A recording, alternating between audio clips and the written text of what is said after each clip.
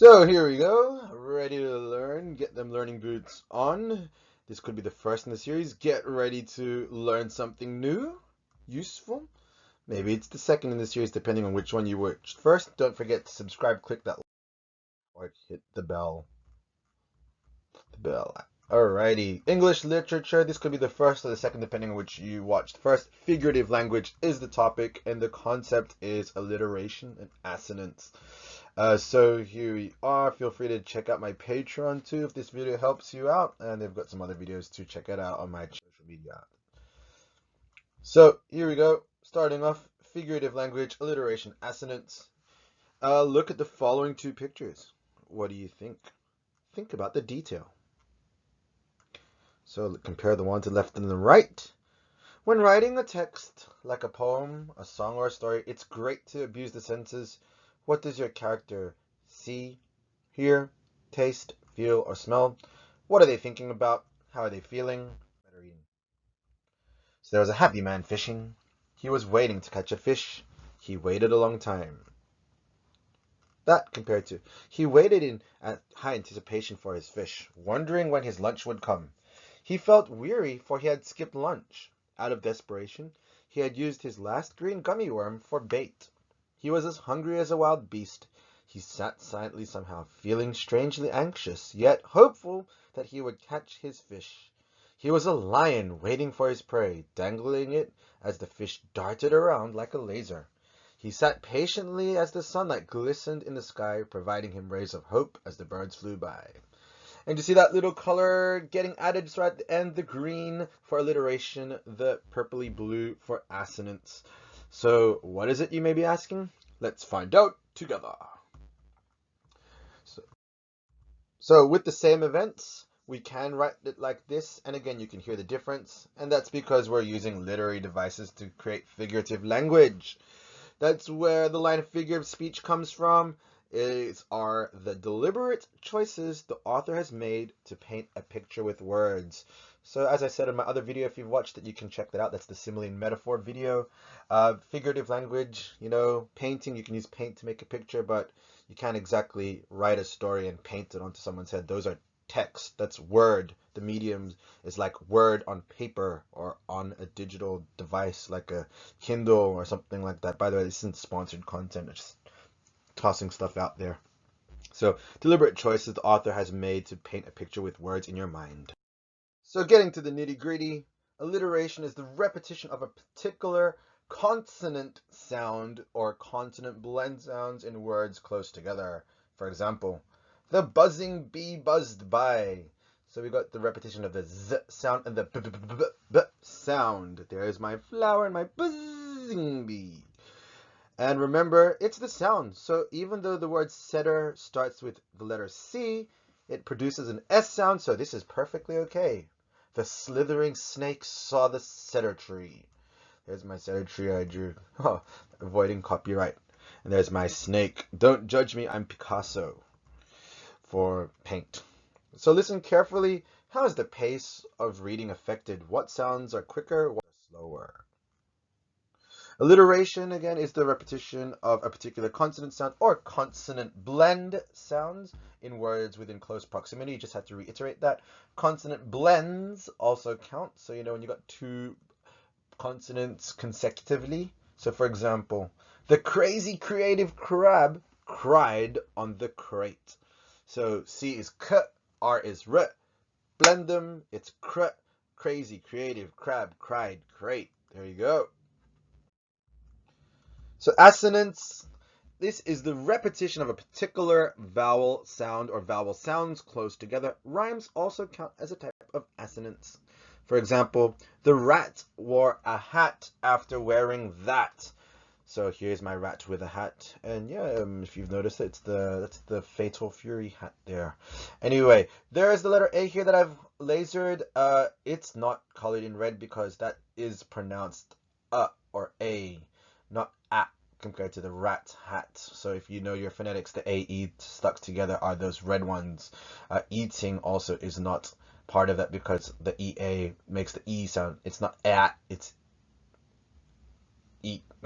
Man, mind blank. So moving on. Spelling doesn't matter, only the sound that's produced. So similar to the setter example with the C and the S sound. For example, and here's the phonetics. Here, the A sound is repeated here. E-I-A. If you study Japanese, you put those kind of together, and you get the A sound. So the sky was gray when today near the sleigh. So, yeah, maybe if you were to have changed this to American English, see, so I do use British or Aussie English every now and then to AY, you'd have the AY and the AY here, but I just deliberately did that so that you could see the spelling differences. Phonetically, they are all this sound above the laser pointer. And here is my sleigh. So with that, there are also many words which may rhyme in some accents, but not rhyme in others. For example, the caught, or the caught, merger present in most US English. So I was just giving you an example. Let's do it a little bit better. So in American English, this generally does work, except for some of the Northeast Coast accents. But basically, the baby was caught in the cot. If we swap that over to like British English or Aussie English, the baby was caught in the cot. I think that's good enough. Whew. There you go. It doesn't work. No, no, no. All right. Alliteration assonance both can also occur when you do them at the same time. For example, the caterpillar and the ant can't carry the cat up the cactus. So here, for the phonetics buffs, we've got the phonetics here. Woo, laser. There we go. They're repeated here, the k and the at sounds. So there's the cat, there's the cactus. And yeah, those bad boys aren't going to be riding it because the caterpillar and ant can't carry the cat up the cactus. They will just get squashed. Look at Mr. Catty Cat here. Jumps you. They're going to die. Don't want that. When trying to write some sentences with alliteration of assonances, just remember, for example, with alliteration, you're trying to write a sentence using the T repeating. Try that. Or with assonance, try writing a sentence with the oo sound repeating. Like, I don't know, the blue cow went moo when it looked at the moon. That would be assonance.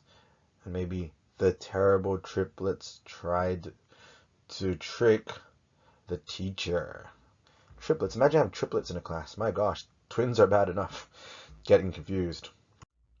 Alrighty, and now just some thing to note when you are applying this knowledge when writing a story. Remember, teachers read and people read also, usually heaps, especially teachers. You know what? If we're marking heaps of paper, what stands out if you're writing creative writing piece? A twist ending that we didn't see coming. Please do not do a deus ex machina ending. So that just really is annoying. The payoff just isn't there. It's a kick in the teeth for us spending all the time getting invested in your story. So for example, you got a good climax and you end it with a, it was all a dream. Or, and then I woke up. It's like, hey, wait, so how does this story resolve just like that? You kidding me? Not gonna cop that. So when criticizing literature or answering a question, because remember you are criticizing literature when you study English, you need to back up your points, just like in court where you need evidence to prosecute somebody. Here to prove your argument, you need to reference the text. You cannot say your opinion blindly. Without that reference, you're just talking gobbledygook or balderdash. Or if you're in the court of law, that would probably be dismissed or taken out of account. So what evidence do you have? Remember the vast amount of literary devices, for example, alliteration, assonance, symbolism, metaphors, figurative language, and many, many, much, much more. And make sure to back them up, come up with some solid analysis on points and arguments, and that's what's going to get you marks. So anyone can quote unquote list the literary technique, analysis, and criticism, which is well thought out. That's something smart people do. The analysis is what meat is to a cheeseburger. The better your meat patty, the better your burger. The better your analysis, the better your essay responses. That's what separates good analysis from mediocre, not so good answers.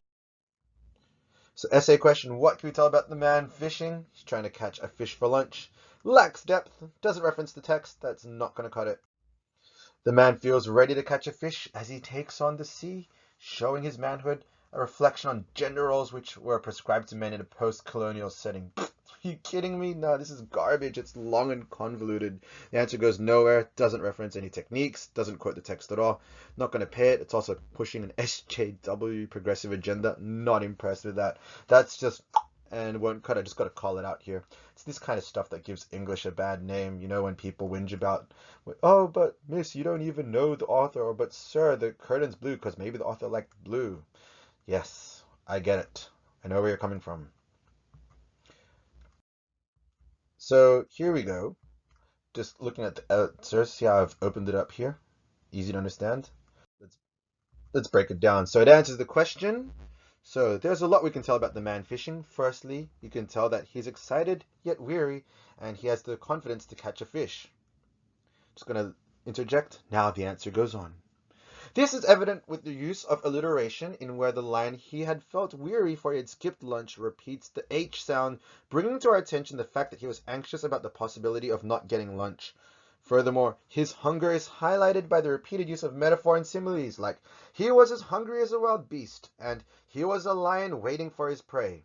This in turn effectively creates the imagery of a man desperate to prove his manhood in his struggle against the battle to stay alive in a cruel postmodern world, as the parallels between a man fishing are made apparent through likening him to an animal hunting in the wild, and the struggles which are apparent when desperation strikes. So here are my techniques in the orange boxes: alliteration, repetition, as implied by the repeated, metaphor, similes, imagery. We've referenced the text here because, you know, we read the text. How do we know you read the text or not bluffing your way through? Probably by quoting correct, relevant quotes. You know, don't just pick a random page number and hope it sticks. I've seen that happen. Good try. So, and the answer in green, this has the deep analysis, and then it's wrapped up at the end with the second blue box on the bottom. Those green lines, that's where basically the points that you can get your marks, your grades, that's where we pay them out. That's what separates the men from the boys, so to speak, or the women from the girls, if we're gonna go down that path. Now compare it with our answer before. He's fishing to catch a fish for lunch. Which do you think is better? And pretty much you can say anything you want. Your opinion is your opinion, just so long as you connect it to the question, have a quote that lists the technique and provides solid analysis. So that magically will turn the bull hockey into an amazing response. So good burger for good paragraph. Their top bun, that's your intro. You got your sauce, that's your elaboration to your thesis. Salad, which is your technique. Cheese, what's a cheeseburger without cheese? It's just a hamburger. You need it. It's the proof itself. So the book, the script, the magazine, the speech, the text that you are quoting, the movie scene. And the patty, that's your thick analysis. That's what separates good responses from bad ones, just like a good meat patty with good flavor, and that is a good burger versus a not so good rubbery burger that you can get some franchise store, which will remain unnamed. Actually, I like their burgers if you know which one I'm talking about. Mickey D's. And the bottom bun, that wraps up the paragraph. It takes us to the next one. That patty's where you move up Bloom's taxonomy. So if anyone goes to a selective school, you should know this. And if you're wondering what they learned there, basically, we don't waste time using the lower end of the spectrum, which is just like recollecting stuff. We got to get to the nitty gritty, move up, analysis and creativity. So here's some good burger on the left, not so good burgers here, not enough analysis. Last one there has no last sentence. This one here, there's no elaboration on the thesis, and here, no meat at all. Horrible. That's not even a burger. Not gonna. What did you learn today? If that's what someone asks you, please don't waste the taxpayer dollar if you go to a public school. Here's your answer again.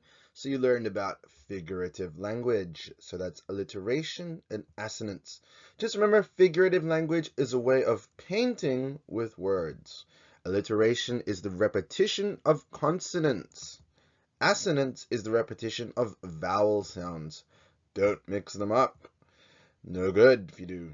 Pace can be affected. Remember, for example, the s and oo sounds tend to slow things down, while b and I sounds tend to speed things up, and that's how you can make a rich sounding text, by playing around with those sounds. So thanks for watching and your support. Please subscribe and check out my other videos if you haven't already done so and you enjoyed this. Spread the word. Tell your classmates, your friends, or your colleagues if you are a teacher. And check out my Patreon to spread the kudos and the love. Also, watching the ads helps too, so thanks for that. If you have watched the ads and you don't have an ad blocker and you haven't skipped anything. Also, special thanks and shout out to the following people who have helped me along the way. So first and foremost, Karen Yeager, so she got me into the passion of teaching English. especially since I come from an ESL background, also writing texts that abuse the senses. She's got the credits there. She taught me at UNSW. Also, Miss Bull Tula, you've been a great help helping me and supporting me from the very beginning. This is one of the very first PowerPoints I've made. And also Mr. Nair, my ESL teacher, helped me learn how to speak English. There you go. Even I was learning English. Started from the bottom, now I'm at the teaching level, which is pretty awesome.